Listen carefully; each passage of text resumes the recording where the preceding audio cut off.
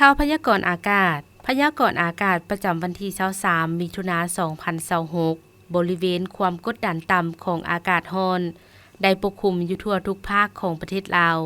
ด้วยกำลังอ่อนหาปานกลางสมทบกับกระแสลมตะวันตกเฉียงใต้พัดปกคลุมซึ่งจะเฮ็ดให้อากาศยังจะร้อนอยู่ตื่มอีกและจะมีฝนตกฟ้าร้องฟ้าเหลื่อมในระดับคอยหาปานกลางพร้อมจะมีลมพัดแรงอยู่บางท้องถิ่นในแต่ละภาคเหนือด้านตะวันออกแขวงพงศาลีอุณหภูมิ18-27องศามีเฟือปกคลุมหนาแน่นมีฝนตกในระดับคอยเป็นบางบริเวณเนื้อที่การปกคลุมของฝนกวม20ส่วนห้อยแขวงหัวพันอุณหภูมิ23-29องศามีฝนตกในระดับคอยเป็นบางบริเวณเนื้อที่การปกคลุมของฝนกวม15ส่วนห้อยแขวงเสียงขวางอุณหภูมิ22-27องศามีฝนตกในระดับคอยเป็นบางบริเวณเนื้อที่การปกคลุมของฝนกวม15ส่วนห้อยแขวงอุดมไซอุณหภูมิ23-30องศามีฝนตกในระดับคอยเป็นบางบริเวณเนื้อที่การปกคลุมของฝนกวม15ส่วนห้อยแขวงบ่อแก้วอุณหภูมิ25-31องศามีฝนตกในระดับคอยเป็นบางบริเวณเนื้อที่การปกคลุมของฝนกวม15ส่วนห้อยแขวงหลวงน้ำทาอุณหภูมิ24-29องศา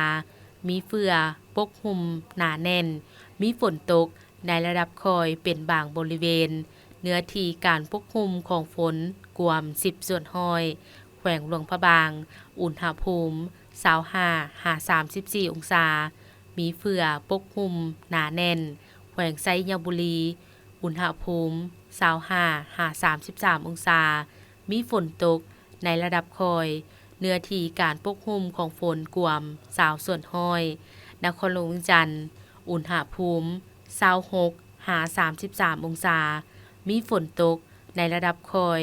เนื้อที่การปกคลุมของฝนกวม20ส่วนห้อยภาคกลางแขวงไซสมบูรณ์อุณหภูมิ21-30องศามีฝนตกฟ้าร้องฟ้าเหลื่อมเนื้อที่การปกคลุมของฝนกวม30ส่วนห้อยแขวงเวียงจันทน์อุณหภูมิ26-33องศามีเฟือปกคลุมหนาแน่นมีฝนตกในระดับคอยเป็นบางบริเวณ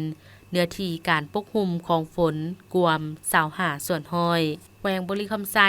อุณหภูมิ24-33องศามีเฟือปกคลุมเป็นบางส่วนแขวงคำมวนอุณหภูมิ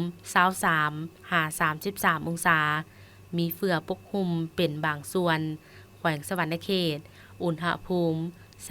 28-34องศามีเฟือปกคลุมเป็นบางส่วนภาคใต้แขวงจำปาสักอุณหภูมิ17-28องศามีเฟือปกคลุมเป็นบางส่วนมีฝนตกฟ้าร้องฟ้าเหลื่อมเนื้อที่การปกคลุมของฝน30ส่วนห้อยแขวงสารวันอุณหภูมิ26-34องศามีฝนตกในระดับคอยเป็นบางบริเวณเนื้อที่การปกคลุมของฝนกวม20ส่วนห้อยแขวงเซกองอุณหภูมิ26-35องศามีฝนตกในระดับคอยเนื้อที่การปกคลุมของฝนกวม25ส่วนห้อยแขวงอัตตปืออุณหภูมิ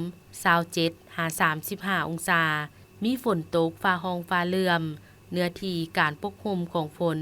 กวม30ส่วนห้อย